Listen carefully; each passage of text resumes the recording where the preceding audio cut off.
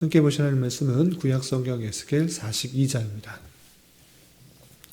오늘 10월 12일 에스겔 42장을 읽는 날인데 42장은 길지 않으므로 1절부터 마지막 20절까지 함께 봉독하겠습니다.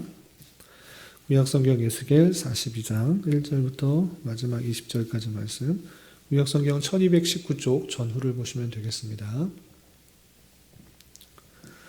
1절부터 함께 봉독합니다.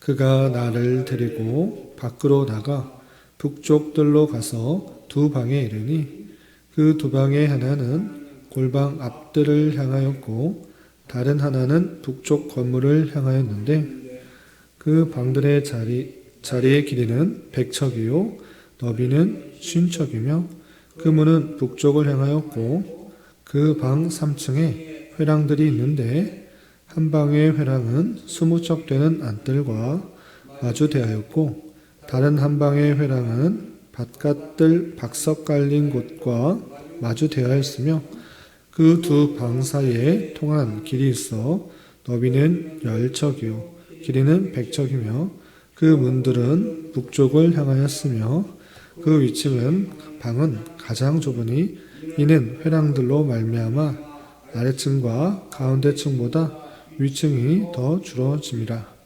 그 방은 3층인데도 뜰에 기둥 같은 기둥이 없으므로 그 위층이 아래층과 가운데층보다 더욱 좋아짐이더라. 그 한 방의 바깥담 곧 뜰의 담과 마주대한 담의 길이는 50척이니 바깥뜰로 향한 방의 길이는 50척이며 성전 앞을 향한 방은 100척이며 이 방들 아래에 동쪽에서 들어가는 통행구가 있으니 곧 바깥뜰에서 들어가는 통행구더라. 남쪽 골방 뜰 맞은쪽과 남쪽 건물 맞은쪽에도 방 둘이 있는데 그 두 방 사이에 길이 있고 그 방들의 모양은 북쪽 방 같고 그 길이와 너비도 같으며 그 출입구와 문도 그와 같으며 이 남쪽 방에 출입하는 문이 있는데 담 동쪽 길 어귀에 있더라. 그가 내게 이르되 좌우 골방 뜰 앞 곧 북쪽과 남쪽에 있는 방들은 거룩한 방이라. 여호와를 가까이 하는 제사장들이 지성물을 거기에서 먹을 것이며 지성물 곧 소제와 속죄제와 속건제의 제물을 거기 둘 것이니 이는 거룩한 곳이라. 제사장의 의복은 거룩함으로 제사장이 성소에 들어갔다가 나올 때 바로 바깥뜰로 가지 못하고 수종드는 그의 의복을 그 방에 두고 다른 옷을 입고 백성의 뜰로 나갈 것이니라 하더라.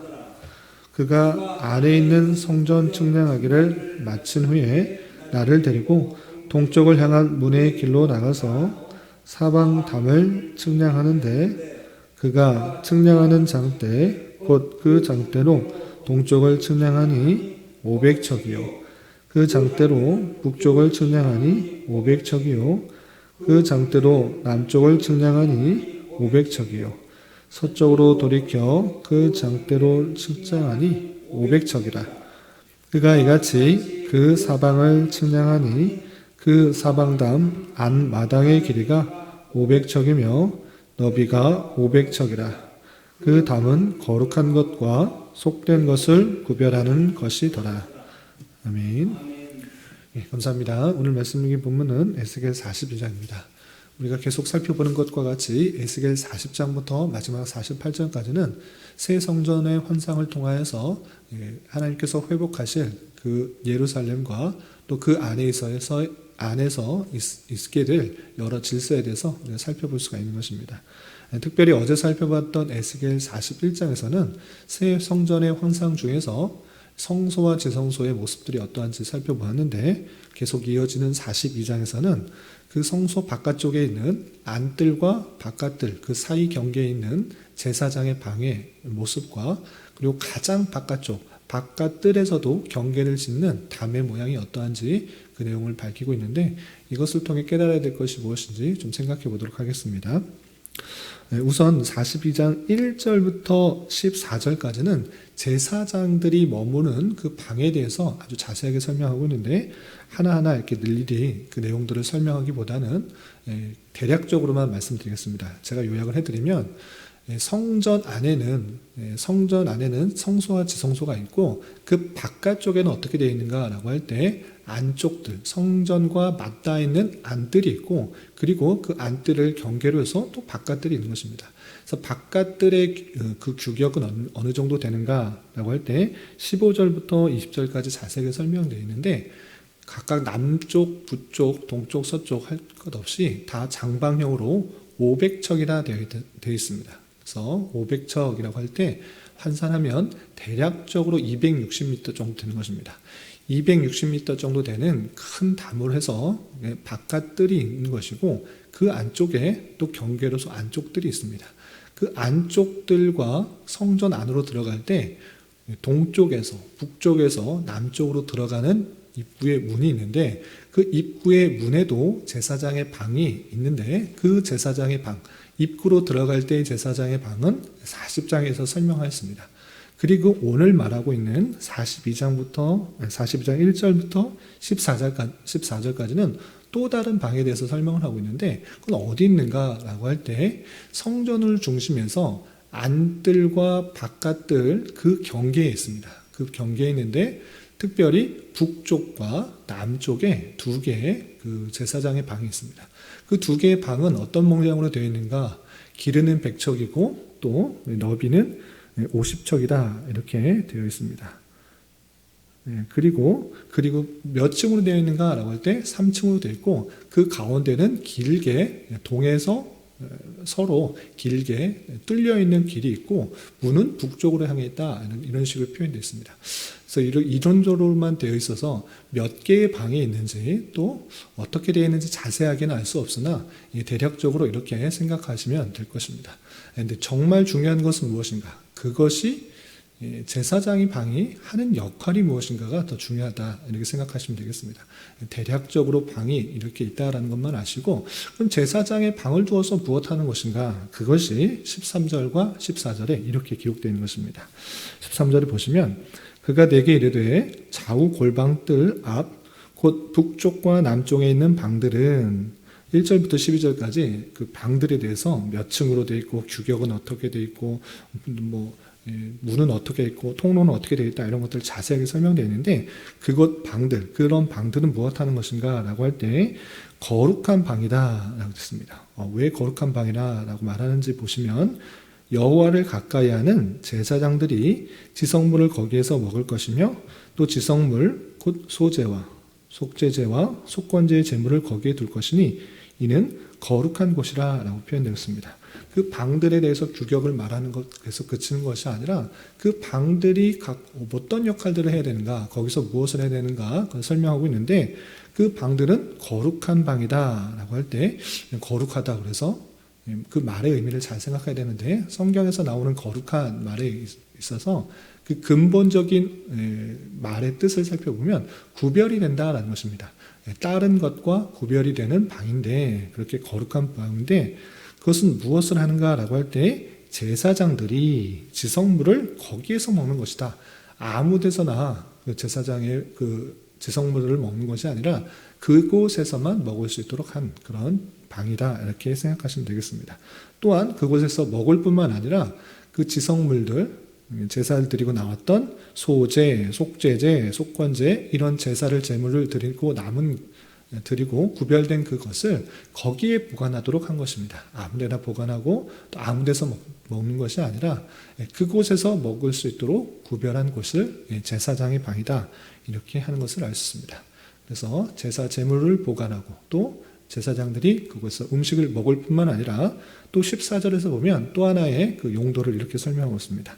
14절 보시면 제사장의 의복은 거룩함으로 제사장이 성소에 들어갔다가 나올 때 바로 바깥들로 가지 못하고 수종드는 그의 의복을 그 방에 두고 다른 옷을 입고 백성의 뜰로 나갈 것이다 하더라 하겠습니다. 이 제사장의 방은 아까도 잠깐 말씀드린 것처럼 안뜰과 바깥뜰로 나가는 경계에 있습니다. 그래서 제사장이 성소 안에 들어가서 여러 가지 일들을 할 때 그 옷을 입은 것과 바깥들에 나갔을 때 옷을 동일하게 두지 않았습니다. 더욱더 구별된 모습으로 보이기 위해서 그 옷을 환복해야 되는데 어디서 환복해야 되는가라고 할 때 말씀드렸던 이 제사장의 방에서 환복하도록 했던 것입니다.